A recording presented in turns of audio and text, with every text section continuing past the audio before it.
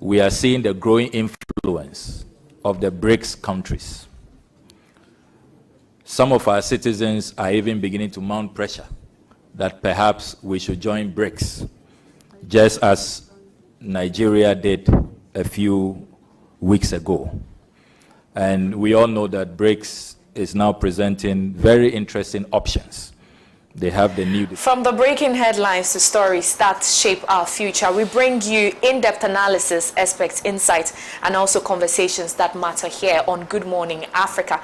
Good morning once again, and welcome to the newspaper review segment where we unpack all the relevant issues and have in-depth conversations. My name is Ohemaa Agyekum, and this morning I have my powerhouse, my man. What do I call them? my solid three. I'll be having conversations with them, and it's going to be insightful, of course. It's also going to be thought-provoking and engaging. And you know you are welcome to be a part of the conversation by sending your submission to the number that will be displayed on the screen. Please be reminded that this is not a number for calls, but strictly for text messages and WhatsApp messages. And you know we are live on Facebook, on YouTube, and our socials are active, and so you can be interactive on there as well. Thank you once again if you just joined. This is the newspaper review segment on Good Morning Africa. Now, this morning we are going to talk about several issues, one of which is Jacob Zuma's daughter being arrested over South Africa riots. I'll be giving a background on that story, and also minority rights Bagbin's suspension order.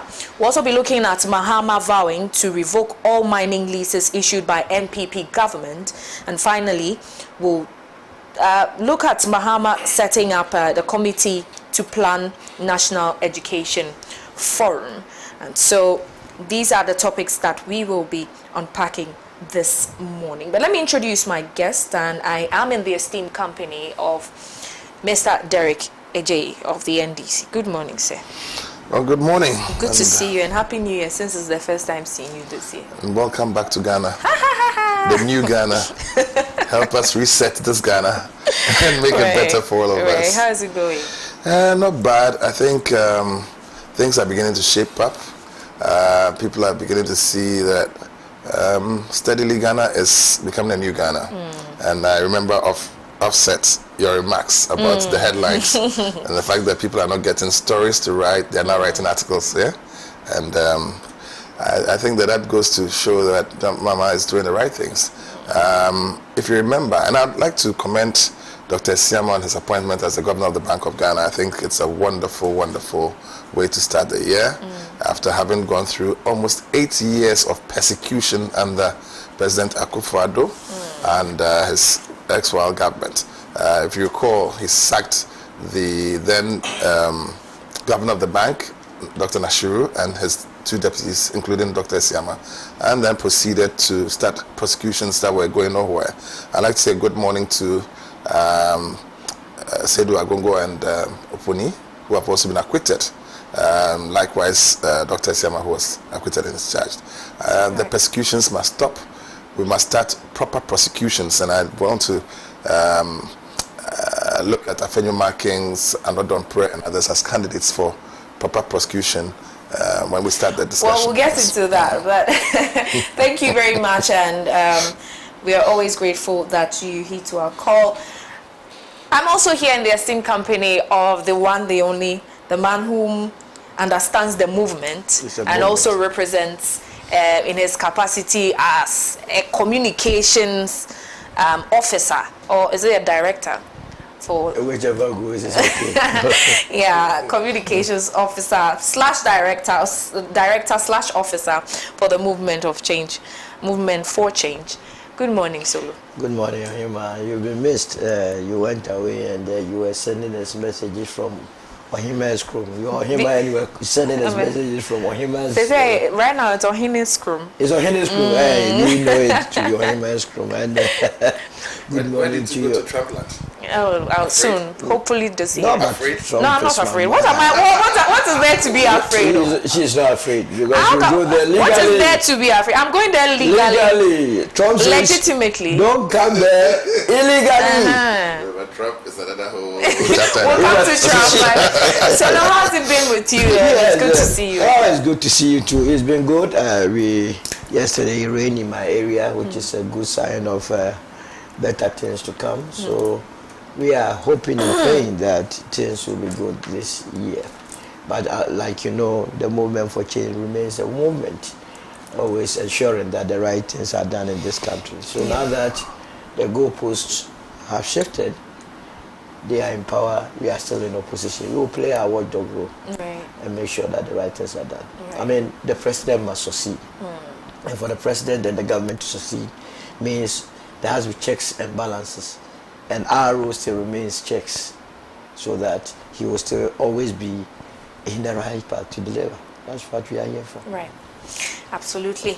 Now, these are my guests this morning. Dr. Marazu could join us later in the course of the discussions. But this morning, we are going to unpack the subject of Jacob Zuma's daughter arrested over South Africa riot, also minority rights backbone suspension order. Mahama vows to revoke all mining leases issued by NPP government. Mahama has also set up, President Mahama has also set up a committee to plan National Education Forum. But let's get into the South African story. Let me just give you a background of the story. It says that the daughter of former South African President Jacob Zuma has been arrested over her alleged involvement in the 2021 riots that left over 300 people dead, police say. Violence, chaos, and fear ripped through the port city of Durban, then spread to Gauteng after Zuma's jailing sparked intense protests over 4 years ago. A controversial, the daughter of Zuma, a controversial figure in her own right, was accused of sharing incendiary social media posts that fueled the civil unrest. The arrest comes as a result of a meticulous investigation, said spokesperson for the Hawks Elite Police Unit, Thandi Mbambo. It goes on to say that Zuma's daughter handed herself into Durban Central Police Station on Thursday morning to face charges under the Protection of Constitutional Democracy Against Terrorists and Related Activities Act and incitement to commit violence, police said. Her father's party, of which she is a senior member, confirmed her court appearance and urged supporters to mobilize all ground forces to attend in numbers. While she has not commented directly on the charges, she shared a cryptic note on X that simply said, "We see you," quote and unquote. MK party spokesperson told local broadcaster ENCA she had long been preparing for this moment. She conditioned herself because there have been many threats about her imminent arrest for the past 3 years or 4 years, he said. Now it goes on and on and on and on. But let me find out from my panelists what they make of this subject matter. Mr. Derek. Well, once again, good morning to your viewers across the world. Jacob Zuma, as former president of the Republic of South Africa, himself has been not just a talking point. He's been under arrest for corruption-related offenses. I remember his ranch and other issues. And then the family.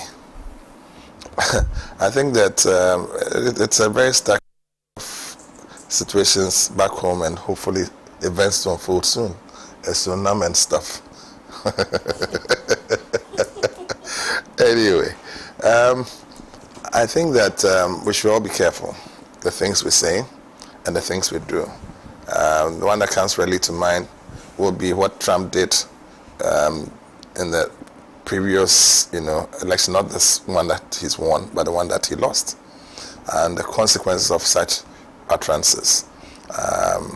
I don't want to say much more than to say that the law should take its course, actually, because of the lives that were put at risk and those that were lost.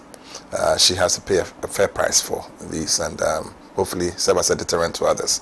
That's about what I would like to say on this one. But the reports didn't indicate whether or not she's still under investigation. Yes, that's what So it doesn't confirm whether or not she was actively involved in the riots or incited some level of violence. That's what I'm saying. You see, if you look at what Trump did, he was not involved in the insurrection that happened in terms of physically being present or breaking down windows into the Capitol or even invading the floor and stuff like that. But the things that he did in the run-up to that and the speech that he gave, okay, messages that he sent, and even when he was being counseled to stop, things that he did and didn't do, or did but did without much vim, caused what happened. And so in the same vein, so the people in authoritative positions must be mindful of the things they say, do, and write. I write a lot, and so I'm very guided when I do write, and I make sure that the things I write are factual and things that I can prove. And most of the time I have video evidence of things I write. And I'm saying that given similar situations, and I'm sure the next topic would make it even clearer when you look at the role Afenyomakin played in the things that happened in the Parliament vetting committee room, instigations and so on. Sometimes instigations can go a long way to cause things that are much bigger than those who actually implement it, because somebody may just move a table.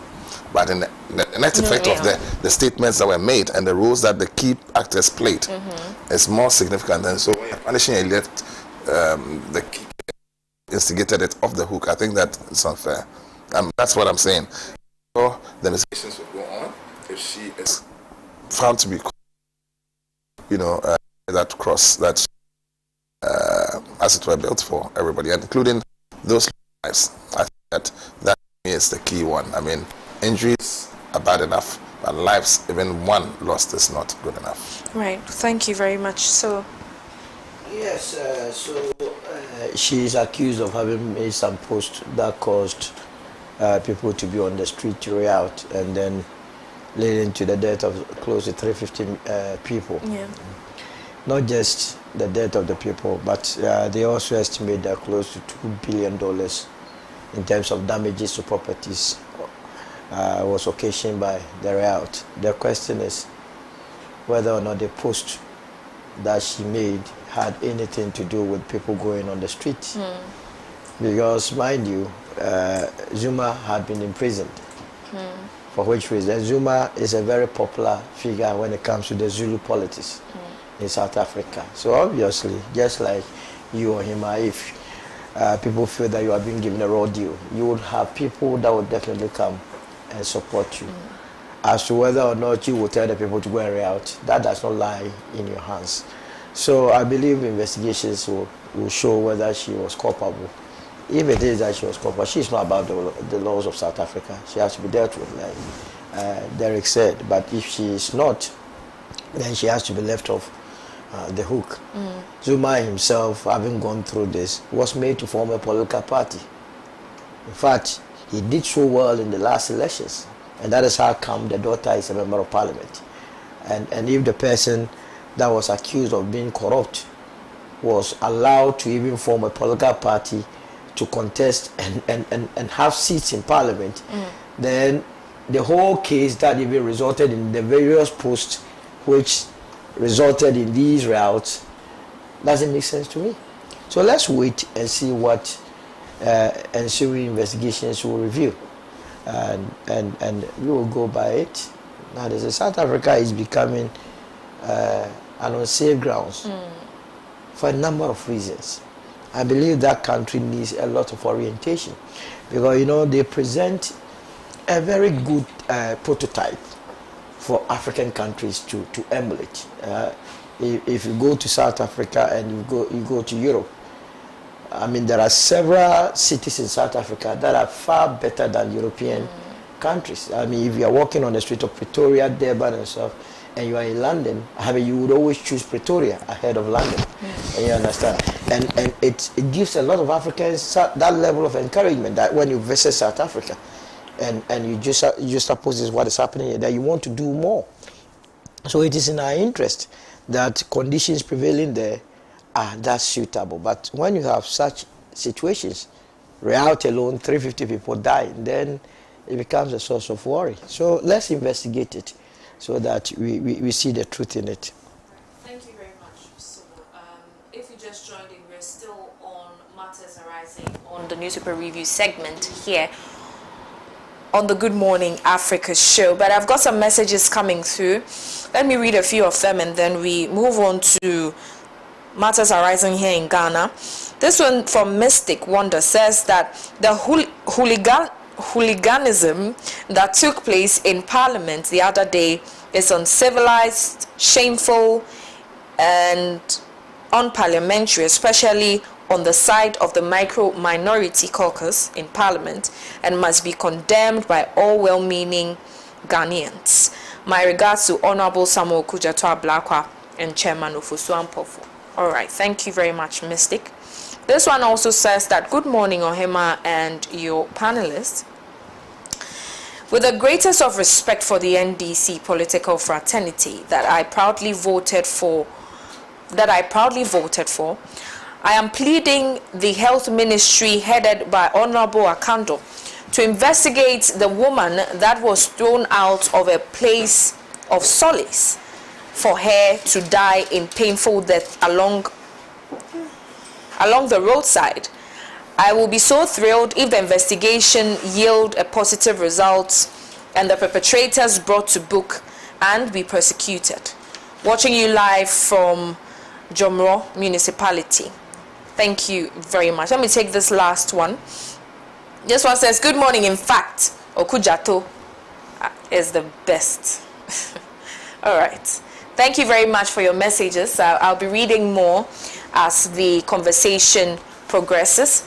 But I've been joined by the amazing, the Maverick.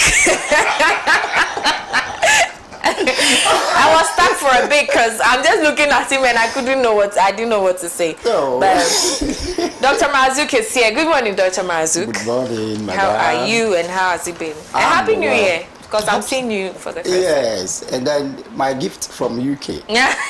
When I came back, I gave you mine. So you have to return. Yes. Good to have you. Good to be here. Yes, after about 3 weeks, right? Yes. All right, so let's shift focus. Are you doing your schooling there? No, I'm doing it here. But if you are ready to pay for me, I'll go and do it there. Do you travel for 10 days every month? No, I'm not Honorable Sam George. I don't have those privileges. I do not have those privileges. But if you are, benevolent enough to give me, always welcome. Why not? Supportive husband. Supportive husband. Right, interesting. Let's shift focus to happenings here in Ghana. Last Thursday was quite an eyesore where a scuffle unfolded in Parliament during the committee sitting, during the vetting of some appointed ministers, and it wasn't a sight to behold. Most Ghanaians have condemned it. Some parliamentarians themselves have condemned it. And I know you sitting here today, you have your reservations on that subject matter. But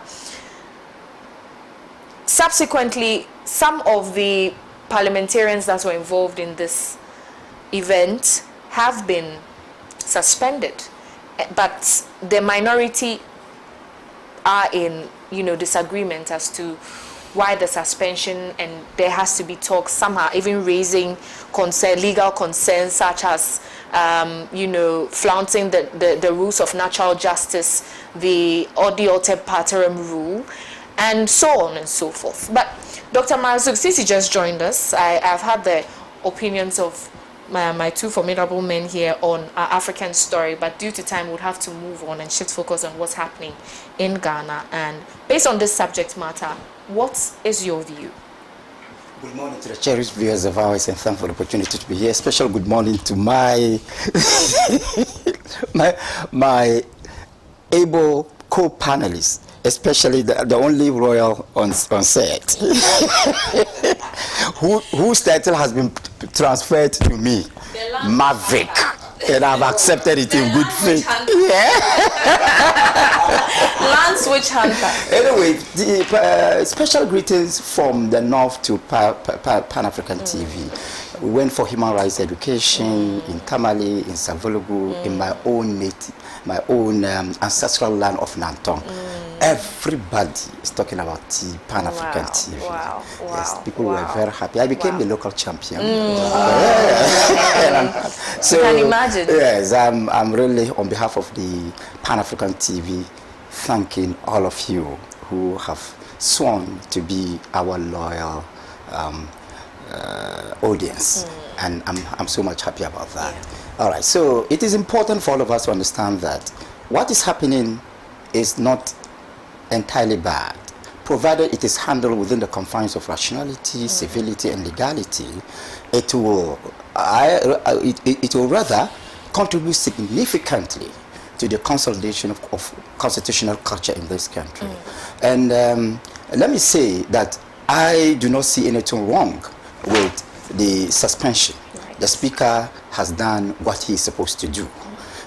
The fact that I don't see anything wrong with it does not mean that it is totally good. That is my opinion. I also equally do not see anything wrong with the challenge, because that is the beauty of democracy. You take a decision and somebody has the right to challenge it. At the end of the day, the whole nation will benefit, and we all know which one is right and which one is not right. Before I even go into the issue itself, let me say that if my memory serves me right, then I was in Cairo, but I had just left the country as a young reporter from Free Press. I was in Cairo. I remember vividly that in the first regime of NDC, in the Fourth Republic, a similar thing happened, and a parliamentarian was suspended. So it is precedented. People should not speak as if it is not precedented. It is precedented. If I am wrong, elderly people, including my uncle, a very proud uncle of mine, Sampiali, in fact my father, can correct me. Yeah. There was a conflict in the north, and one of the parliamentarians, with an interest in the conflict, supporting one party, made irresponsible remarks on the floor of Parliament, and the then speaker suspended that parliamentary, member of Parliament. So it has been precedented. There's a precedent. People are speaking as if it's unprecedented. The speaker cannot do that. The speaker can do that if the speaker thinks that that will only be that can be a source of decency on the floor of Parliament. Well, as I said, we are not running a theocracy. We are running a democracy. We are not running an autocracy. We are running a democracy. And therefore, whoever does anything should also be ready for any challenge. And that is the beauty of democracy. Let our parliamentarians, let me tell them with all humility, let them understand that there's nothing like parliamentary supremacy in this country, where you and I have had the opportunity to visit and to stay for some time. In the British parliamentary system, and then we call it Westminster system, we have what we call parliamentary supremacy, because that is where parliament is supreme.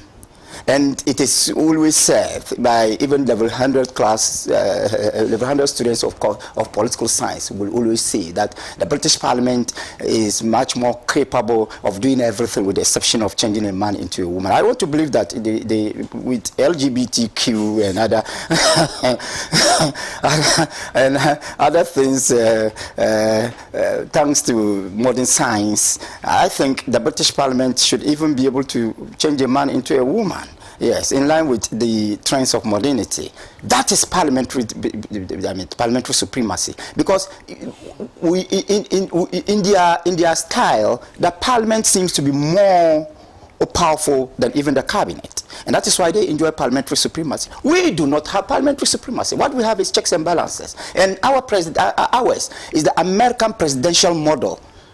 A parliament is one of the 3 pillars of governance. So parliament is supposed to be a revered institution of governance, but it does not enjoy any form of supremacy. This tells us that parliamentarians are not above the law, and they are also expected to behave in a state of decorum. Let scruples rule their behavior. They should not think that whatever they want to do, they can do it. No. You see, the contempt of parliament, by my own understanding, is to protect the sanctity and the honorability, the sanctity of the house and the honorability of the members. It is not for them, it's a privilege, all right, but it is not for them to misbehave. I mean, with the mentality that they can do anything without any legal consequences. No, that is not the case. My advice to the parliamentarians, I mean, and it goes to both sides, the minority and majority, is that they should try to actualize their titles. Honorable, their behavior must actualize their titles. They must demonstrate to the whole world that they are honorables, not dishonorables, and that they are members of a house of honor, and they should not reduce that house to a place of dishonor. What is happening is unacceptable, very unacceptable, and no one should look at it or examine it from partisan lenses. I think it is a national issue, and we should at all times be patriotic in handling that issue. I strongly believe that the Speaker of Parliament has every right to ensure order, and parliamentarians must also respect the Speaker of Parliament. It's good that they want to challenge the Speaker's action in court or wherever they want to challenge it. Fine, that is good. At the end of the day, it will entrench the culture of constitutionalism. Let me conclude by appealing to our parliamentarians to at all times respect the power of unity rather than division, peace rather than violence, and patriotism rather than partisanship. Thank you. All right, thank you very much, Dr. Marazuk. Let me come to you, Solo. Dr. Marazuk mentions that the Speaker is, supposed to instill some sort of discipline in Parliament, and also, I'm just paraphrasing, and that he is supposed to set some standard of practice and also some sort of code of conduct, instill it and maintain it in Parliament, because parliamentarians, of course, we look up to them. They are leaders, they are representatives of we the Ghanaian people. But they have, the minority has also raised, the defense that the outcome of what happened on Thursday, the scuffle, that led to the suspension of these 4 members of Parliament, is against human rights, according to Article 19(1), right, which didn't give them the opportunity to be heard. Right. So can we establish that the Speaker has acted in excess of his discretionary powers? Well, thank you very much. You see, there is a reason why they say the Constitution has both the letter and the spirit. You understand? Yeah. If you are always going to rely on what, in plain language, the Constitution says, this country will fall flat. The minority itself admits in their own statement that the incident that happened was unfortunate. In their own statement. So if you admit that something bad happened, there are consequences for every bad actions that happens. Then they go ahead to say that the incident that happened led to a minor property damage. Do you call what happened a minor property damage? You see, these are confused bunch of MPs that you are saying that they should go with their title, honorable. Who after this, who is going to waste his time to go anybody honorable over there? Are you going to still call this? Oh my God! No, but sometimes today is Monday. But they are honorable, or we should call them dishonorable. These are dishonorable men who are occupying our space. But by virtue of where they find themselves, we can't help it but call them honorable. No. The Supreme Court ruled. I think the Supreme Court ruled that they can call themselves honorables when they are within the precinct of. If I'm not cutting you short. Yes. The other day we raised a constitutional issue about kingdom, and I used semantics. I'm not cutting you short. Yes. To be frank with you, technically, they are not even supposed to be called honorable outside the parliament. Absolutely. Where the title comes from, the UK constitutional experience in UK. The common law. Yeah, the common law. You see, the members of parliament are honorable men and women, and they are entitled to that position or that title when they are on the floor of parliament. But because we have borrowed that word and we are using it in line with our own local dimensions, we have extended it to even assemblymen or every government appointee is an honorable person. We are dishonorable. Yes, and we are not more dishonorable. But they seem to have issues with you when you don't address them. No. I said there is a Supreme Court. I've forgotten about the case. Technically, they are not supposed to adjudicator on that matter. Yes. You understand? But let's give them the benefit of the doubt. Yes. What their actions on Thursday, does it amount honorability? No, it doesn't. That's insanity. You are vetting ministerial nominees. You must give a background of the case. Now, minority claims 2 nominees, Okujeto and Akando. They were not in the known as to their coming to the vetting around that time. If for any reason you are tired, you can't continue with the vetting as a minority, what do? You go home? But there was a consensus, according to the minority leader, Fenyo Marking, that there was a behind-the-scene discussion with the majority leader as to the number of candidates they should vet. But based on what we saw, they went overboard, and he communicated to the chairman, but the chairman overlooked it and so that's precisely what I'm saying. You are claiming their bone of contention was that they were tired. It was too much. They were not ready to vet the extra 2. And that's the majority had breached the initial agreement. So does it has to lead to destruction of properties? You know, you are leaders and your followers copy what you do. Yes. Only yesterday, you see, as a result of what they did, a football match involving Kotoko and Nswatreman, a supporter has been killed. Yeah. Violence is the order of the day. A father of 6. Yes. Actually, a father because of 6. Parliamentarians have legitimized violence. That is a direct result of what they have done. And they want to get away with it. This matter should have been referred to the Privileges Committee. Unfortunately, we don't have it. But you don't expect the speaker to sit unconcerned when this blatant disgrace to the entire country has happened. So there must be a remedy. So at best, members of the minority who were then majority that knew the way to the Supreme Court must not all of a sudden forget that we have the courts available. Yes. So if you have any reason, you go to court and challenge why the destruction of properties must not amount to any punishment. I'm even surprised the Ghana Police Service has not arrested anybody. They are setting a very bad precedent. They are putting parliamentarians above all of us. When all of us are equal before the law, is that not what the Constitution says? So why are they walking about freely and even issuing statements?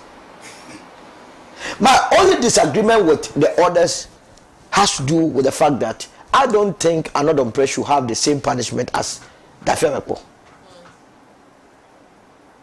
Anodon at worst should be home for a year. Because come to think of it, he was the one that led the onslaught. The ring leader. The ring leader. Afeno was stoking the fire by smelly. He decided to go and absolutely. And you are adults.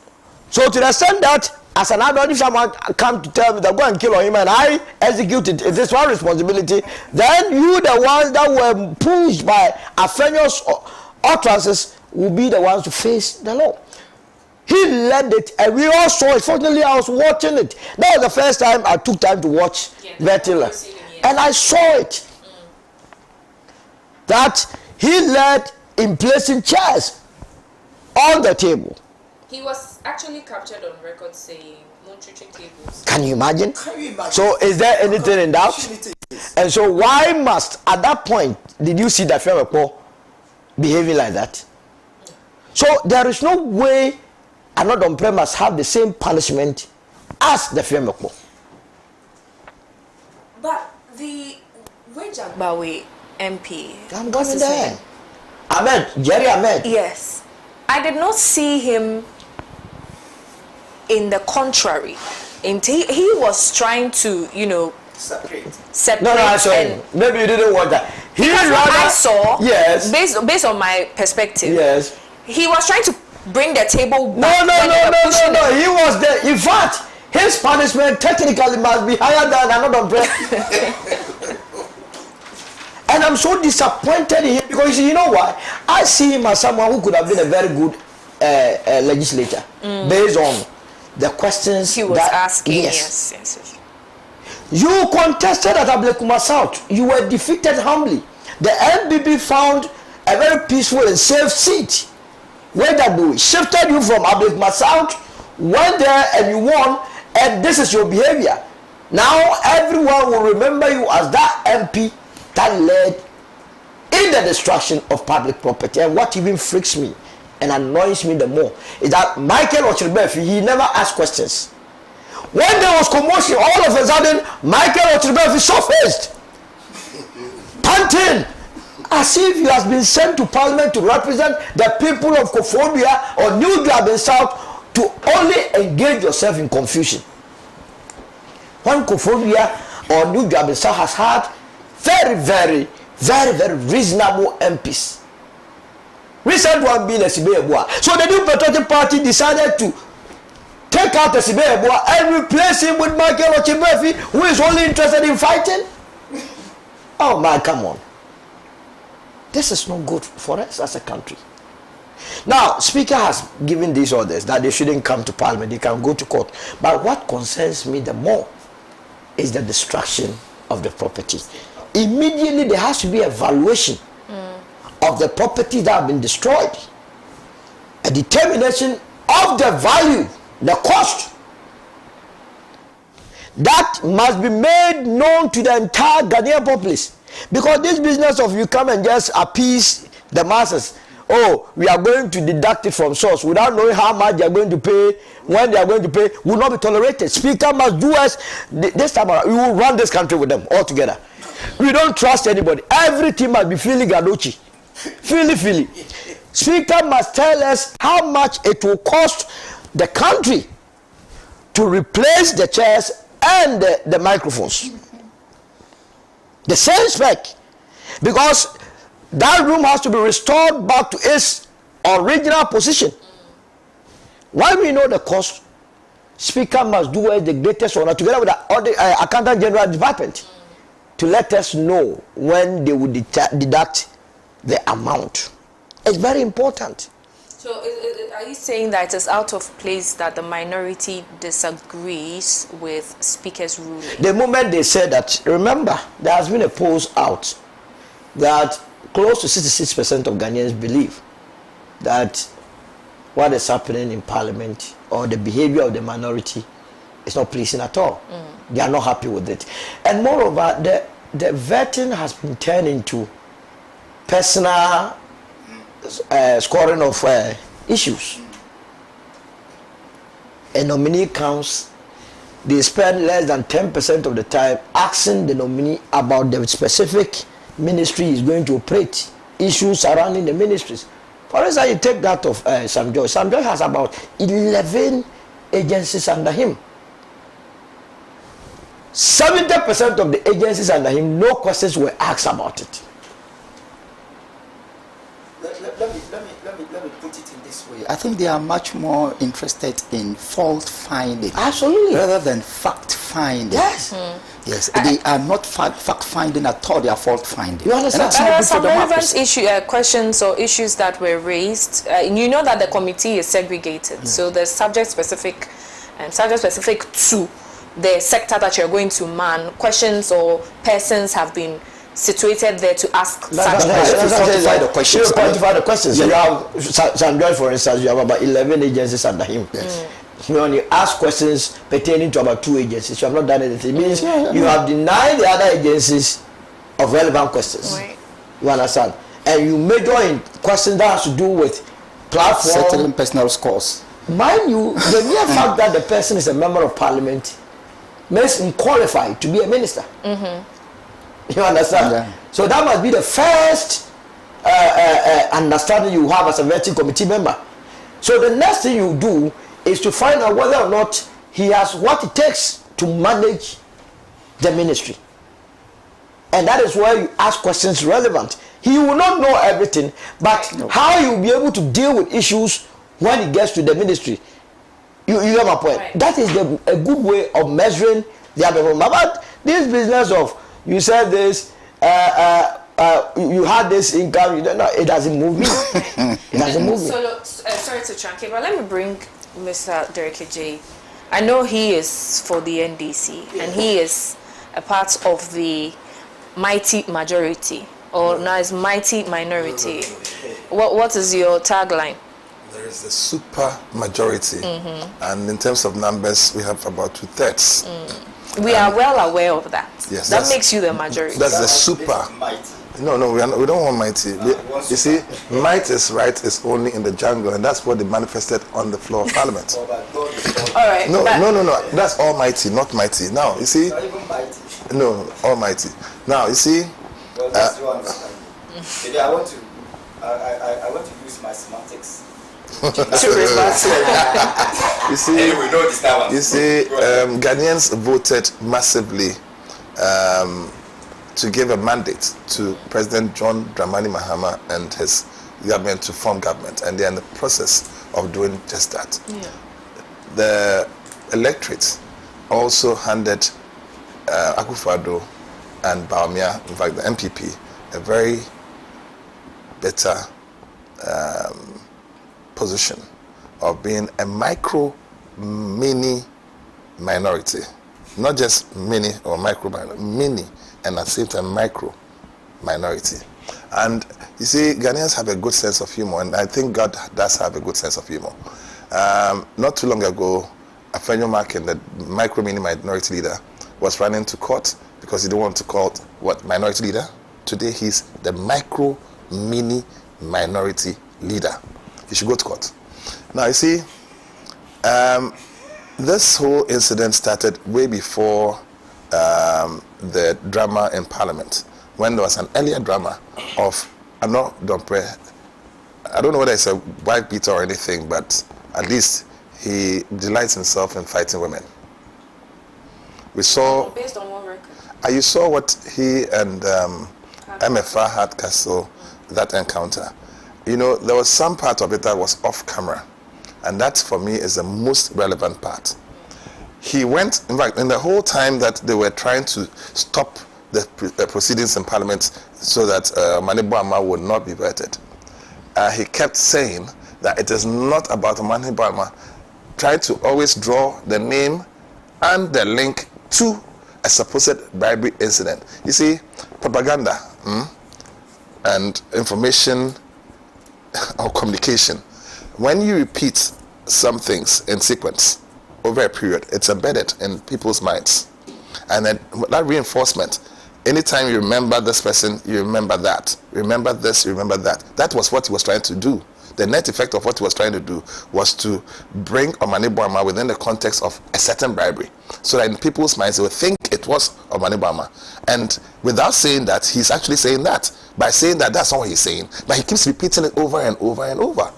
Now, what happened before? There had been an allegation by, and it wasn't by Vomawo, it was by a pro-NPP propaganda outlet, which they have set up, and they set up quite a number of them. I mean, the NPP had specialize in information dissemination in the negative. Even in government, they had some wing where Teku Tegu and the others were doing that as presidential staffers. They had the party wing also doing same. And there was a site where I would churn out that information, which Vomawo, I won't say he reposted, but commented along those lines. And then it was put together as though he had done so. Then what did Afenyo Makin, the micro minority leader, do? He immediately tagged Vomawo as an NDC person, just because he's a Voltarian. And just because there's bad news associated with it, has to be NDC. Vomawo came and refuted the fact that he was not an NDC member, but had always been CPP and voted CPP. He's not retracted, he's not apologized. He must apologize for that lie. Afenyo Makin is a liar, serial liar.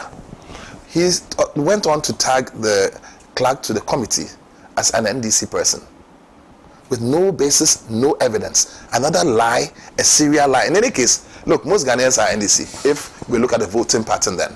Because if you voted for NDC, like I know you did, like Mazouk did, and he did, you all voted for NDC. How come the supermajority came about?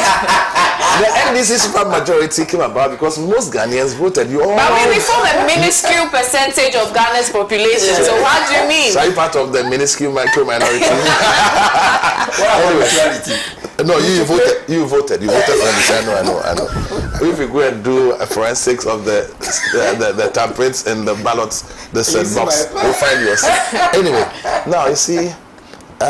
Then he rushed to Parliament after the MFR Hakassel incident to go and claim that MFR had done something that had dented the image of Parliament, not him. Even though the MFR was clear, and MFR is a lawyer, she was clear that she wasn't talking to him. Yet, out of the over 100 people there, he appropriated information to himself. Why? Because indeed he had gone to where Ohemaa was sitting. And if you ask Koku, the NI, now he's the NI CEO, he'll tell you, and the other people who were seated there, that he was making references to something that he thought was directed at him. The MFR had mouthed that micro minority. So he had taken offense. And then went there and talked down at her. And to that, she reacted. Look, MFR is not a pushover. And no Ghanaian should be a pushover. In fact, women are being encouraged not to be pushovers, and I think we should dive our heart to MFR. And the reference, which was not even directed at him, which he said was to him, that silly boy. Today, most people are passing a verdict on him that what he did was not anything that a man should do, not anything that an adult should do, and by his gender, he's a boy, and what he did was silly. What is it? It's a silly boy attitude. What he did where? In Parliament, subsequent to that. Yeah. Now, you see, this is a man who didn't win his seat. I was there for the coalition of his particular, listen, he didn't win. He didn't win. At the initial coalition? No, the re-coalition at the police, I was there. In fact, I deliberately wore this so that he would know. This is what I wore to the coalition, the re-coalition. We caught them, he and the EC. They had brought a pin sheet that had been altered, which did not tally with the NDC one nor the NPP one. Which means that it was done after the election, or after or the person did something separate, and so we didn't accept it. Edg Tamaklo brought bailiffs from the court to come and injunct the process. He refused service. I walked to the bailiffs to where he was, and he was served. Then this gentleman is still now in Parliament when he didn't win. He's an appointee of the EC in Parliament. He's not an MP. He's been appointed MP. So he wasn't declared winner for that election. The people didn't vote for him. So how did he end Just up like the Damongo people didn't vote for Abu Jinapor, who is still there. So how did they end up there? The EC wanted him there. He's an appointee of the Electoral Commission. Why did the EC declare them winners then? No, but those people, they are appointees. No. They are appointees of the EC. They are not the representatives of the people of the places that they claim to represent. They should be out of Parliament. And instead of sitting down quietly, look at what they are doing. Look, you see, Afenyo Makin was the one who was instigating this. And then it was being the orchestra, the one who was doing this, was the one, Derry? He was the one who raised he raised the table up into the air, and Befi and others. I'm surprised you couldn't make that one out. So There are several videos actually. Depends on the videos. The videos. When on the station you are watching, and some stations have actually now collated many of the videos. And I drop my hat to the Speaker of Parliament, because now with the investigation, the police investigation, they'll have access to many videos, including possibly CCTV footage if there are cameras in there. They will have it. They'll call it the Parliamentary VAR.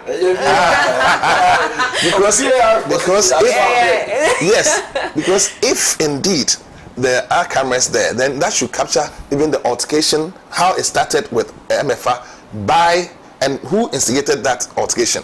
To what end did he want to do that? You see, the mischief that these people have been doing preceded this. You remember they went to Parliament, the chamber itself, and had placards and stuff, and were claiming that they were going to, in fact, they actually disrupted Parliament.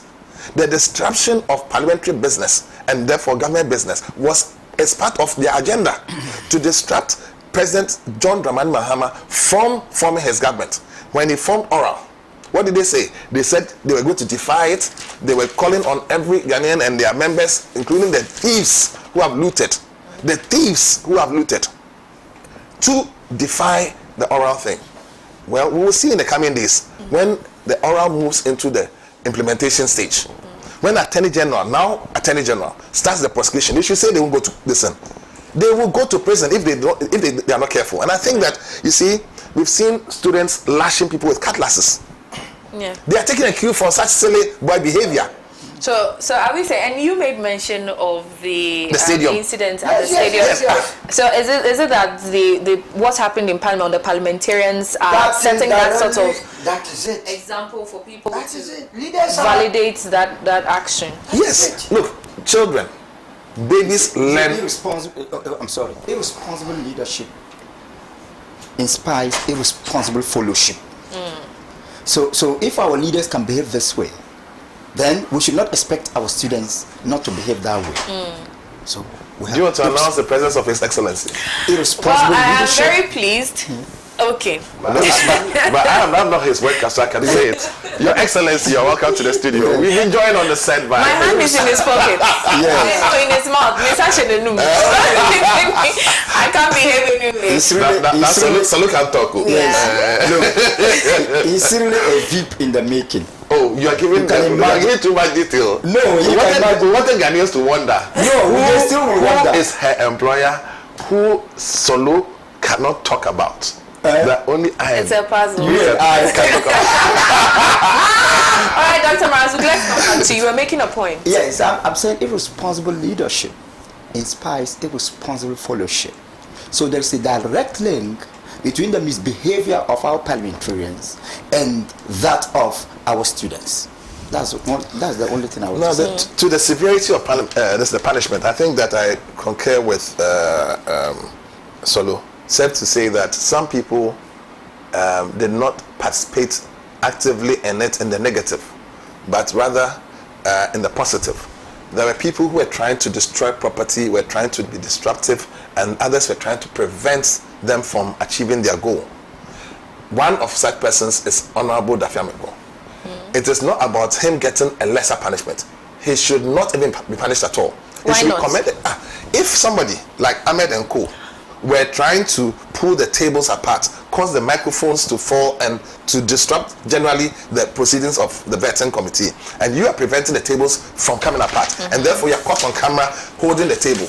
Your holding of the table is not to spoil the thing, but to prevent it. Then why aren't they adding the policemen who were there to do exactly what Dafiameko was trying to do? Honorable Dafiameko was literally at neck with somebody Tampoli. attacked him. No, you see, Tamponi attacked him. But he could have, acted in good faith by just walking away or any other. Walk away. Of course. Why didn't they? So what? You are actually condoning that he attacks back? No. He was restraining them. If you are very strong. But the videos we saw didn't look like a defense. It didn't look like one was defending himself. It would have been different. Yes. But this time around, and it takes two to tango. That's true. We saw an actual altercation. No, so you saw him throw a punch. Of course, I did. You saw the punch. And he's Was it an uppercut? I didn't see it. Well, refer to the video again because it was an actual fight. VR. We want the VR. We have all those videos here. Honestly, I haven't seen that one. He used patriotic lenses No, to I see didn't see everything. it. No, I didn't see But that. when it came to that portion, honestly, the lenses changed. The lens has changed. Honestly, to partisan. No. I'm not being partisan. Yeah. Look, I saw one of the K2 MPs separating. I didn't see him throw a punch. He was in a white outfit, a suit, and he was But Achiaa was in a batakari. Yes, I'm saying that I didn't see the Femepo altercation. I saw him restraining somebody, but I didn't see a punch. There are videos like he actually. I didn't see. But they were all in a boxing range. Oh, really? That's why he deserves some punishment. Yeah. No. I don't think. But you think that must have been self-defense. Another Pre deserves 1 year suspension? Because when he's there, he doesn't have anything. They should go to an investigative body to establish the self-defense. Yes, but I also agree with the notion that the speaker was right in taking some immediate action. Yes. Because that calmed everybody. Indeed, the boisterous nature of the NPP, you can see immediately kind of quiet, set down, and that allowed for the Friday proceedings to go on. And then, of course, they always had the option of boycotting, which they should have done in the first instance if they had a difficulty. Now, how do you question people for 4-5 hours, you alone, and then you say that time is gone, so you are tired? Aren't these the same MPs who, on the midnights preceding the Parliament, being closed, are able to sit well into the next day because they want to pass bills that give waivers to their cronies, that allows for their ESBs to be paid and so on? Look, I don't think this was tiredness at all. In any case, the NDC MPs sat there for the same duration and were able to continue, and within the space of about an hour or so, pass extra 5 people. It means that the vetting could have been done, and if we are focused, and I'm not saying that I'm praising all the kind of questions that came from the NDC side. I think that some of the NDC MPs also could have done a little better in terms of the interrogation of, when I say interrogation, I think it's even the wrong word, the interview of persons who had come before the vetting committee to elicit answers. And I like... But will you admit that the whole vetting process did not bring that task to test the suitability of the candidates?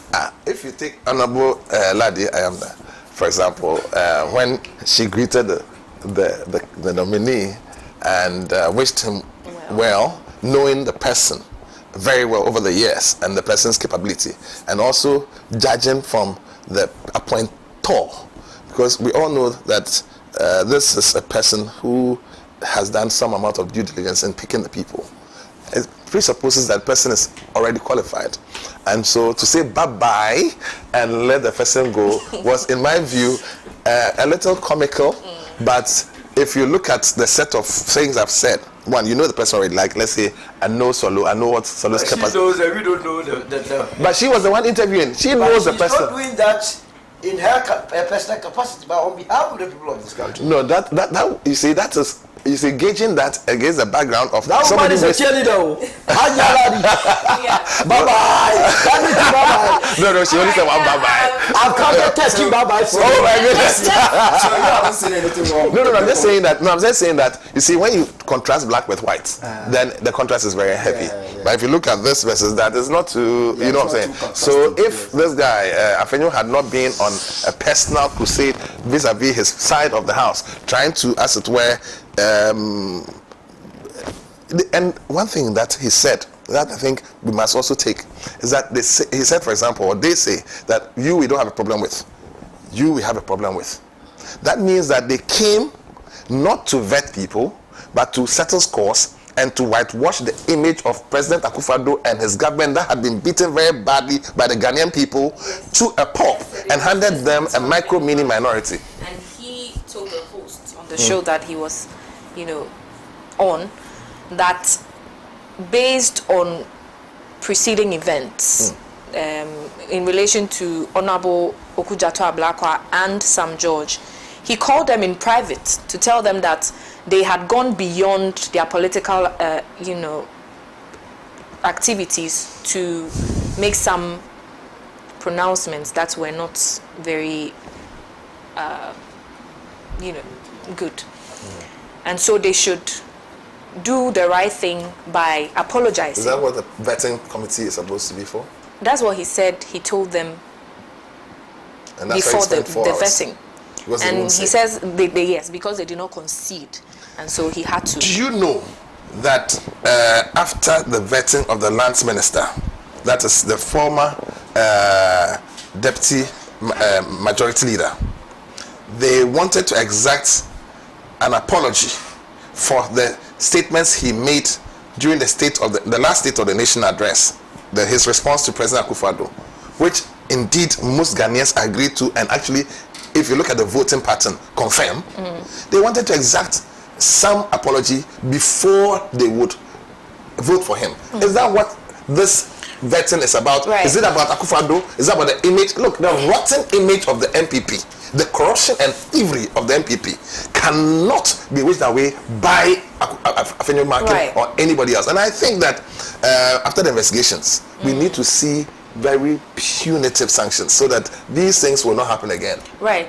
Thank you very much. We are still here having all the relevant conversations on the Good Morning Africa show, precisely the newspaper review segment. And my panelists, of course, my powerhouse, they're here to give their 2 cents on all the topics. But I've got some messages coming through. Let me take a few. This one says, good morning, Ohemaa. The chaos that happened in Parliament the other day is very disgraceful. But the Speaker seems not to watch the accident or the incident carefully. That's what he meant to say, I suppose. Honorable Roxanne Dafiamepo was rather preventing the incident, but the Speaker suspended him alongside with the NPP hooligans. The Speaker must apologize to Honorable Roxanne Sami Inadenta. All right. This one also says, good morning, Ohemaa.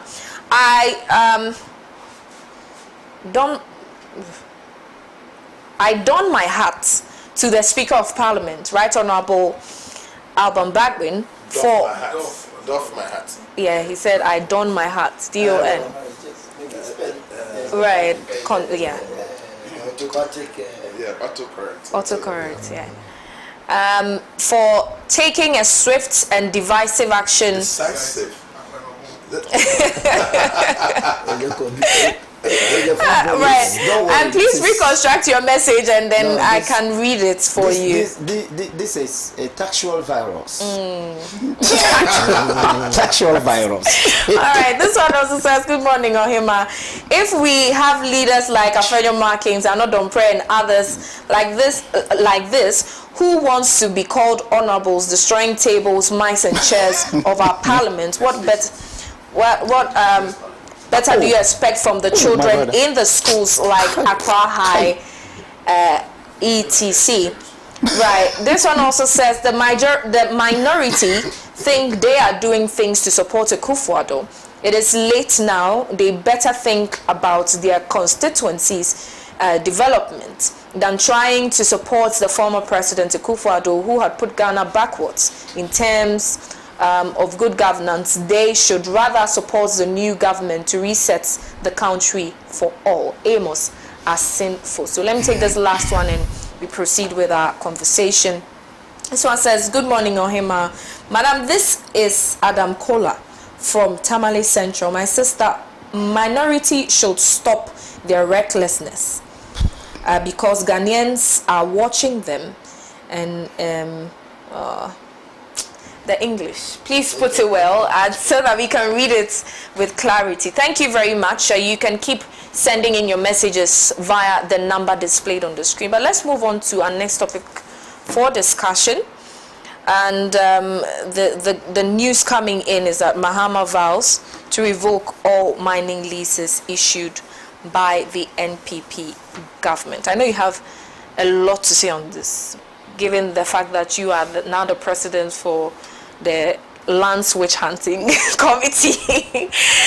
So let me get your view on this. You think it has anything to do with salvaging the Galamsey crisis? Are you suggesting that there's some witches taking lands and doing Galamsey? The other time, someone says witch hunting is contextually justifiable in Dr. Marzuk's voice, and contextually justifiable because we are hunting for witches. That means there's a witch. Yes. What else are you hunting for? So, what about the wizards like Akontanko? Anyway, so I think that to put in context what the president said concerning the mining sector, and to some extent the same extends to the land sector and other sectors as he is resetting them. Before I do that, though, I want to indicate, I think in one of your earlier statements, whether it was on the newspaper side or this side, you mentioned the education sector. And I think that we must commend the president for the inauguration of a team, just like the constitutional review. There's an education review team that has been put in place to look at how we can, in a consultative manner, put our country back on track. Same for the economy. There'll be sector by sector, reset buttons pressed, and all the people are being carried along. That is leadership. The president knows what he wants to do. The manifesto says what the party wants to do. However, it is not about the NDC and it's not about the presidency alone. It's about the Ghanaian people, carrying them along in the reset of this country, which belongs to all of us, is the way to go. Because in any case, the vast majority of Ghanaians are the ones who voted this government into being. It wasn't just exclusively NDC people. And I'm happy Nana Gentwa, right? Yeah, is at the presidency. Those Amma Pratt, some people don't know how way back she goes with the vice president, and so and also the fact that she is a journalist by profession. And, but she's non-partisan, so it's also a feather in a cap. As a partisan or not, that one I won't comment. But you mentioned I won't comment on whether she's partisan or not. I've known Amma Pratt forever. When she was a young lady, very, very young. Before you. Okay, let's move on. Let's move on to the next one. I know Amma Pratt, so now I won't say anything. But Amma, at least in the interest of NDC. Yes, no, Amma deserves the position, and she's capable of delivering. And I think that she adds to the quality female numbers, and I note quality female numbers. It's not just about numbers, and it's not just about females, and it's about tokenism to achieve a 30% quota, because it's been written. She is quality material, she can deliver, and we must all support her in delivering. Having said that, now to the reset of the mining sector. At least we can see the reset of the land sector taking shape after oral has started. And yes, just another bit about the oral thing. People assume that it's all about land. No, everything is inclusive. Any looting of any sort, state property, assets, money, both local and international. I think Honorable Blackwood did very well in his submission on the floor during the vetting. Did you see the bag he carried? Full of evidence. There's a lot more. In fact, I'm privy to some things I can't say. Mind-blowing things. Charlie, when we move to the next phase, the Attorney General, people need to start going again. But they will have to bring the things back. I think that even the commission, the Presidential Commission of Inquiry, should give people an opportunity to quickly go and confess their sins and, quickly drop the items, where they need to before the prosecution phase kicks in. Now, to the mining side, I think that similar exercises are being done, and we all know what has happened with forests and water bodies. Today, there's cholera. This morning, I heard very pathetic news. Central region, deaths are being recorded. Earlier on, it was Western region, deaths were recorded. Even in Accra, there are people, who are getting cholera. I haven't had water in my place for a long time. Lately it's flowing. But we all know that things are not as they used to be, and we need to put Ghana on the right track. If we cannot, we are dead. The trees that are gone, if we don't replant, and even if we replant, are we going to replant it without first recovering the soil, the topsoil, etc.? Are we going to replant in the mercury and cyanide infested area? The farms that are gone, They are gone forever unless we replant. Are we going to plant in the same place, or we're going to do planting elsewhere? I mean, these are all challenges. The waters, the water bodies, the rivers. I mean, what are we going to do? And that is the grand plan that President is trying to start. But before that, we must halt all of these. I know that most CSOs were asking for a state of emergency to be declared. I think this is better than a state of emergency. Action rather than just a declaration, a verbal declaration of a state of emergency. He's saying, and I mean, for the avoidance of doubt, no new licenses have been given under his watch. In fact, about 19 licenses were given on the 19th of January. Some licenses were given. He was the president, but he didn't authorize it, which means that somebody did at the Minerals Commission or wherever else it is, and that must be investigated. We do also know that on the eve, that's on the 6th of January, before the handing over, several of these were signed in. We need to know who did it and so on. And then the saddest part is when the president met with the Labor Commission and others to assure them of his keenness to restart the fight, and therefore they should, not declare a national, strike. On that day, on that very day, licenses were given, which goes to show the impunity of the previous administration in all of this. The president said, as we speak, he had Akonta mining was not mining in forest, but we all know that his minister and the Minerals Commission, we have seen all of these things, and we look at the sheer numbers of licenses that were awarded to people, including his own family members, party members, and so on, ahead of even the passage of the LI. Just before the LI that allows for mining and forest reserves and on water bodies and so on, that which is being repealed or in the process of being repealed, because the president has indicated his disgust and the need to have it go away. They were given licenses. The sheer numbers, thousands, or let's say about more than 1,000 licenses have been given. All these licenses have been revoked. The president has revoked all mining licenses in these reserves. In fact, it's actually sad to think that we'll call something a reserve and yet go into it and take out of it and destroy same. So I think we must commend the president for this action. He's also instructed the Minister of Interior, and therefore by extension the police, the Attorney General, and the Lands Minister to take the necessary steps to ensure the arrest and prosecution of anyone who goes in there to do anything. My sadness stems from the fact that there are reports from our Win area. The chiefs have said that they are alleging that a member of parliament who is on the NDC side, and I think that we must show that nobody, whether NDC or MPP, can get away alliance movement. It's a movement. If any member of the movement also goes into the forest reserves or on the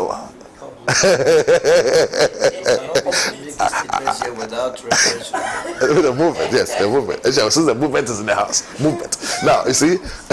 Please wrap up for us, Mr. AJ. Everybody, regardless of partisan or ethnic affiliation or whatever else it is, religious, whatever, who does anything that is contrary to what is required in the mining sector or any other sector will not be shielded. And I want to believe that the president will do the same. Unfortunately, if it is indeed true what the chiefs are alleging, and which some CSOs have pointed to, and which video I've seen of Rastus, who himself has been threatened together with his wife and others, and another journalist. I think that the seriousness that is being attacked with is in the right direction. We must all support this president to do just that. The president, however, cannot deal with the MP. But that's where I take inspiration also from the Speaker of Parliament. The Speaker of Parliament has indicated that if his attention is drawn to any member of Parliament involved in galamsey or illegal mining, he will show the person the door. And I'm waiting to see what Afenimakin and others will say, that is an illegality, that he has no right to do so or try to shield anybody. Because I know there are a number of MPP MPs who are doing galamsey, who are involved in galamsey, who are in the Professor, Frimpong Boateng report as having been either enablers, accomplices, or are actually involved in galamsey. I think we should all support the president and the speaker in this exercise of ridding a country of anybody who has any role negatively impacted on our forest reserves, our water bodies, and for which reason Ghanaians are going to die, for which reason Ghanaian cocoa production is going to go down in terms of not just quality, but even they became unmarketable because nobody's going to buy cyanide-laden cocoa. I remember recently one of the Swiss companies that used to buy our cocoa were complaining, Japan complaining.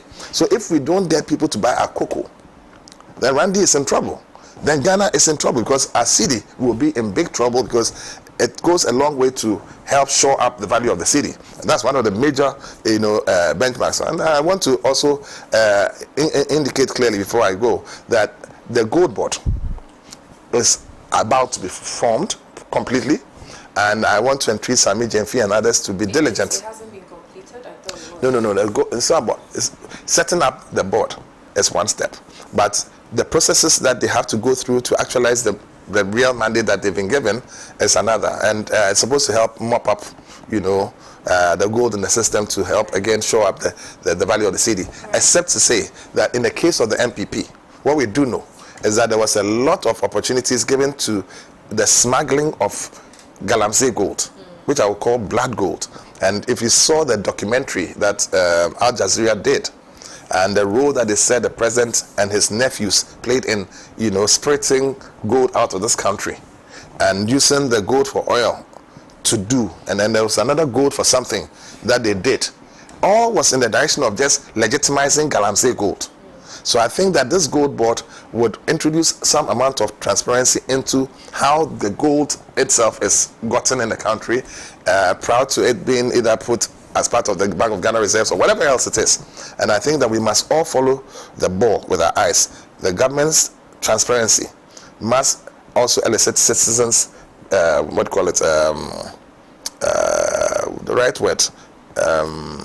vigilance. And let us all govern this country together. As for the detractors of Ghanaians, as for the disruptors of parliament and so on, we must not allow them. And now entreat citizens to effect the arrest of MPs, ministers, or anybody who engages in any kind of crime and also destruction of public property. If the police don't get them before we do, we'll go get them. Right, so let me come to you. The area of natural resources, lands, is highly political. One of the reasons why we don't even get some investors coming in, because they believe that our political structure is unstable. And given the fact that the NDC have touted to be the ones who are going to save Ghanaians from looters, which has occasioned the formation of the oral, and also President Mahama vowing to revoke all mining leases. Do you think it's possible? He hasn't vowed to revoke. He has revoked the leases. Well, but the Inside newspaper records it as Mahama vows to revoke all mining leases issued by let me explain something the to you. NPP Let me explain government. something to you. Any statement made by the president is given immediate effect because he said it, and it is up to his ministers to give expression to it by way of whatever other, So if somebody thinks that they are waiting for the Attorney General or the Lands Minister to issue consequential directives or for the Interior Minister to have police people arrive, and therefore in the interim is going to go doing something, he will have himself. But let's just explore the political nature of our system, and whether or not President Mahama will succeed at this. Because, for instance, if you go to the Minerals Commissioner, Yeah, you give me a post. No, I'm just Where's my green letter? No, I'm just saying, as one of the communicators for the NDC, that means you're a part of the party. So you have some privileges. You have some privileges. So if you walk in there and say, "Oh, Charlie, I need a concession to do one or two things," Well, the possibility of you getting that concession is very high. I don't need a concession. I'm just saying. To all viewers out there, I don't. It's hypothetical. President Mahama has indicated that nobody, none of his appointees should go near any mining sites. He has said, but do we see if there are consequences? And I think that all his appointees must respect that. And it's not just to his appointees. I think that all Ghanaians, must voluntarily remove themselves from this mining sector so that the earth can breathe, so the water can breathe. Look at this. What is causing to us? Look, why should people still be rushing to go there? We respect the talks, but what we also need to, look forward to is the reality. What happens? So after it has been spoken of? Or after it has been said? Listen. What's the reality? Assuming President Mahama hadn't said what he said, which we all agree is the right thing to say and the right thing for the government to do, would you rather die to have gold like Muntumi comes in his hands? Would you rather die of cholera because the water is polluted and there's no water to be pumped, and so people are drinking water that's contaminated? Right. Let's do the right thing. Well, you see, the truth of the matter is that when President Mahama won the elections, my candidate, together with a running mate, went to him and presented to him the Great Transformational Plan. And I want to remind him that in the Great Transformational Plan, particularly on page 77, is what we intended to do in terms of dealing with Galamsey and its related issues.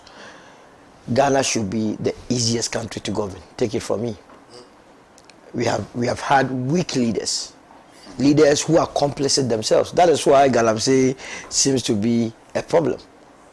You don't need more than 2 months to deal with issues of Galamsey in this country if you have that willpower. Say where there is a will, there is what? The way and manner we fund our political activities is the basis or the foundation of our problem. Galamseyers go and destroy the environment, knowing very well that it's against the laws of the land. Go and hide behind these two political parties, NDC, MPP, give them money, finance the activities, and then... I thought you said all the political parties should be named. So it's a movement. It's a movement. It's a movement. Yes. Then when they come to power, the president is unable to act. That is all to it. You are speaking in line with the reality of our government. The duopoly. Yes. Other than that, look, if you go to any mining area, we know the Galamseyers. Just go and ask the taxi drivers. Don't go far. They'll point their houses to you, their sites to you, where they sell the gold, and so on and so forth. And the powers that back these people. And that is why he made mention of our win constituencies. How can chiefs single out the MP for the area and the MP for the area and say, I don't know anything about it? You think we are kids? What has happened now is that there has been a swap. NPP Galamseyers have now been taken out of the forest, and NDC Galamseyers are now there. So, Protozwa now, you see, that guy, he's going to make laws for me. It's unfortunate. That's your constituency. No, it can't be my constituency. I would have flashed him out. You see, but any law he passes affects me. You understand? We were in this country when President Akufo-Addo passed the LI 2462 to allow mining in forest reserve. That was a crime against not just Ghana but humanity. And I apart from blaming the president, I also blame the even parliament. No, Samuel Abujanapon, he was a minister, and he's in parliament today. Can you imagine? And he didn't even win his seat. That Mongo seat was not won. But his contender had gone quickly to accept the position at the Ghana Water Government. What was Muta doing? You have won the election and decided to keep quiet. What occasion is quiet? His long silence. And what was the NDC party doing there? remedies are being sought. And they are another matter. You know, the election petitions. Yeah. You have to wait for the gazetting. Now it's been gazetted. So you but he's an appointee of the Electoral Commission. We have several appointees of the Electoral Commission. 2 of them are galamseyers, and then there are others who are also some level of criminality-related individuals working in Parliament. It's a matter of time. We must make sure that we name and shame, and that's why Protosua, for example, is up for mention. That our win MP of the NDC, if indeed he is, doing galamsey, should be flashed out. And we want to support the president and the speaker to flash out all galamseyers from the system. No, that is the surest way. But Prince, we don't name and shame. Sorry? We just don't name and shame. No. We name, shame, prosecute, jail, or free. That's why the prosecution, the president said that Attorney General should take the steps. Now, I want to emphasize. You see, between January 1st to January 6th, 2025, this government issued 102 licenses. You said this government? That administration. Yeah. Charlie, I beg you. Sorry. that government. President administration. Thank you. Issued 102 licenses signed by Abu Jinap. The last time he was at the appointment committee talking brazenly. We are a cheap country to have allowed him to be the Minister of Lands and Natural Resources. So cheap. You and I know that they have already given out the Achiaa for that, but that one will be killed at the show. That is going to be the last fight of our life. Let them dare and enter. They have used the power that we entrusted in them to destroy this country. Akufo-Addo's administration issued more than 2,000 mining licenses. So why wouldn't our environment be destroyed? Why wouldn't we have cholera? Any country that experiences cholera, you are 300 years behind. It's a shameful disease or sickness. It's filth. It means we dress in the morning, go to town and behave as though our houses are clean. We are living in filth. It rained yesterday. Go out there and see the sort of filth everywhere. Occasioned by Akufo-Addo. And then ably supported by his henchman, Abu Jinap. Issue all these licenses. I'm very surprised the Minerals Commissioner is still at post. What's the name? IEC also. What is he doing there? And this government too, as if you are not in power. That man has no business spending more than 5 minutes at the office. Because if you know our licensing regime, before the Minister of Lands and Natural Resources will sign, it has to come from the Minerals Commission. And at the Minerals Commission, you are supposed to submit what we call a business plan. In the business plan, you tell the country how you are going to mine your Responsible Mining Act. How after mining, you will reforest, do afforestation or whatever, to where you have destroyed. How in reclamation, that's a good word. So how come we have our environment destroyed? These people claim they had legitimate licenses from the Ministry of Lands and for Natural Resources, which license was occasioned by Minerals Commission, and you have such a person still at post. And you want me to come here and worship him? So at least by now, if you are going, we have given enough indication to the market that this government is ready to deal with the issue of galamsey. Mind you, galamsey was one of the reasons the NDC won heavily. And it could be the reason the movement for change will take over in 2028. Because the issue is still germane. What strikes you? What makes you laugh after that comment? You understand? Yeah. What makes you laugh? Let me answer. Yeah. I'm laughing because I want to witness a day a non-partisan political institution will rule this country. That is the movement. There was a reaction of excitement. There were 4 issues based on which the NDC won. Prayer was not one of it. Those pastors and madams sheikhs who are going about saying they prayed, you'll be flashed out of the system. They organized my own leader, Alan Chemantin, poured oil on him, all of them prayed for him, and so on and so forth. When the man said he was going independent, all of them ran away! Thieves! Criminals! All of them ran away. All of a sudden, pastor that said they saw God revealed to them that Allah was going to be the president of this country. The moment the man said he was going as an independent candidate, all of them, Holy Spirit left. Maybe they Remember, you are a son of a pastor. They saw it that he. So you see why I'm dealing with them. They saw the vision was So related the to him only being reason in why the the party. NDC won was not because somebody prayed. They are not clean. They couldn't have prayed for anybody to win. And that Ghanaians were hungry. Ghanaians saw that the environment was being destroyed. Ghanaians didn't like the idea of Tumutu. You do know Tumutu? I do. Let's do local language. I don't want this LGBTQ nonsense. It's Tumutu. Say it, let me hear. So, please make your point. Dr. Mazuk. You are running away from a topical issue. I know it's a topic, very, very topical issue. But we are hard pressed with time. And then the Galamsey issue. Any attempt not to deal decisively with these four factors that cause them to win massively, I'm telling you, they will lose power. It is not rocket science. Right. Unemployment. Right. The youth out there, they are looking forward to having jobs. Finito. If you provide jobs, you will be in power. If you fail to give them jobs, you are in opposition. It's as simple as that. Right.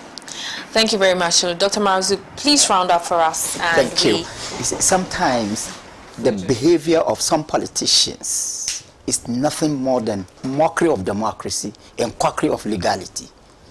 And in fact, I sympathize with President John Mahama. I still call for public solidarity with him. But let him be told in plain language that policies constitute one thing. The implementation of the policies is another. Beyond the implementation, the impact of the implementation is another. Revocation of leases. What measures haven't Nana and his government brought in the name of fighting Galamsey?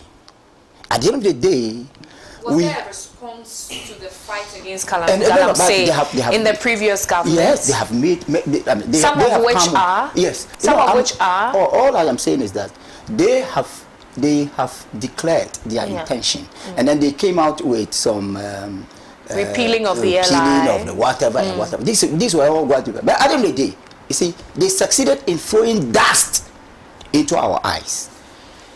And all I am saying is that, look, it doesn't take only revocation to fight this ecological genocide confronting Ghanaians. It is not, in fact, it is a complete ecological genocide. And it must be seen as an existential threat to Ghanaians, to every aspect of our life. You see, it is good that President Mahama has revoked, according to Derek, has revoked the leases. But that is not alone. What I want President to do is to ensure that the revocation leads to an impact, a positive impact. And he can only do that when he allows the sector agencies and the ministry to ensure that people do not get any opportunity at all to continue the ecological genocide. Number two, President Mahama cannot fight it alone. He needs public support. Right. And public support can touch, or let me put it in context. In fact, specifically, I am appealing to the chiefs. I don't want to say that sometimes they are accomplices, but I'm appealing to them to help the president to at least find a solution to this ecological genocide. Beyond the chiefs, I am appealing to President Mahama's own political appointees, supporters of the regime, and all Ghanaians to support the move. I am disheartened to hear that an MP belonging to the party is alleged to have been involved in this dirty enterprise. It is very unfortunate. And perhaps he is not alone. There may be more others. Yeah.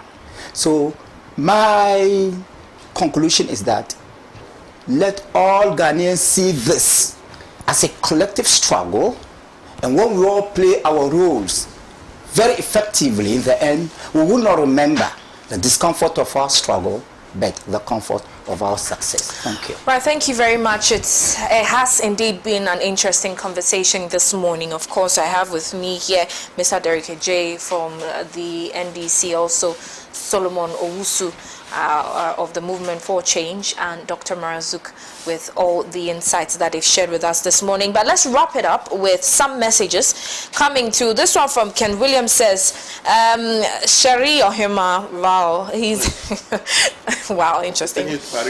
Bonjour à tout le monde. Those who criticize President Mahama for inviting military rulers to Ghana are only being cynical and hypocritical. This is not the first time Ghana dealt with military rulers. Kufuor was a close friend to President Eyadema of Togo throughout his regime. For instance, Kufuor went to Togo to celebrate the 34th anniversary with Hackman Owusu, Chief of Staff, Jake Obechebi, Elizabeth Ohene, and Ghana's military. Reference Ghana Web. JDM must focus and not allow these nation wreckers to subvert his regime. All right, thank you for that message. This one also says, good morning, Ohemaa. Monitoring live from Tamale. JDM should revoke all the mining leases, including Akunta mining from Mohammed Bamvo. All right, thank you very, very much for doing the watching. Let me do two more. This one says that Afenyo. No, this one is derogatory. I can't read that. Right. Read just a little of it. No, it's derogatory. I can't read that. This one says, this one's from Alhaji Hamza Pig Farm. Says, good morning, my dear. In my humble opinion, the vetting committee should not be used as a place to target individuals and to settle political scores. It is time for us to name and shame members of parliament who engage in violent acts and the abuse of the immunity granted to them by the construction. Ohemaa, for God, the evidence in the clips is clear to show those who started the chaos in Parliament. So why are we saying there was chaos in Parliament between the majority and the minority? Let's learn to speak the truth for once in this country. But I blame the chairman of the vetting committee who lost control of the vetting process from day one.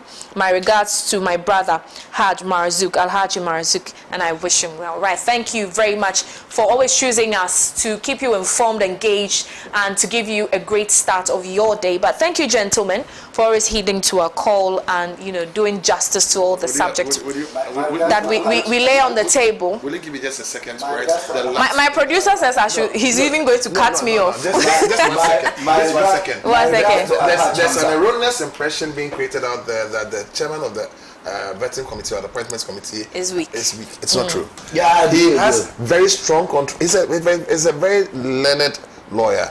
He has very strong control, but he has been relaxed and he's acting like a meat grinder. Right. When they start feeling their bones break, that's when they will see his strength. And indeed, in the coming days, they will see much more of that. You've realized that now they are kind of like behaving. It took the speaker's action, which for most Ghanaians, if not all, was the righteous thing to do. And very soon, the strength of the chairman will be at play. Thank you very much. This has been the newspaper review segment on Pan-African Television. Thank you for doing the watching from wherever you are, watching us live on Facebook, on YouTube, and getting interactive with us on our socials. We really do appreciate it. My name is Ohemaa Agyekum, and this morning I want to say big good morning to my boss and my future Vice President, Kwame Owusu-Danso, and also my newly appointed Press Secretary, Amma Pratt. God bless. See you tomorrow.